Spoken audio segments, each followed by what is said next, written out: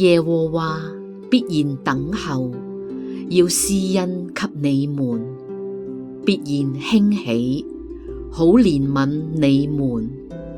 因為耶和華是公平的神，凡等候他的，都是有福的。百姓必在錫安，在耶路撒冷居住。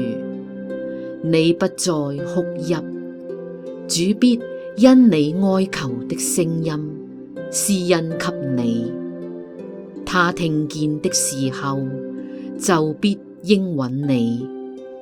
主雖然以艱難給你當餅，以困苦給你當水，你的教師卻不再隱藏。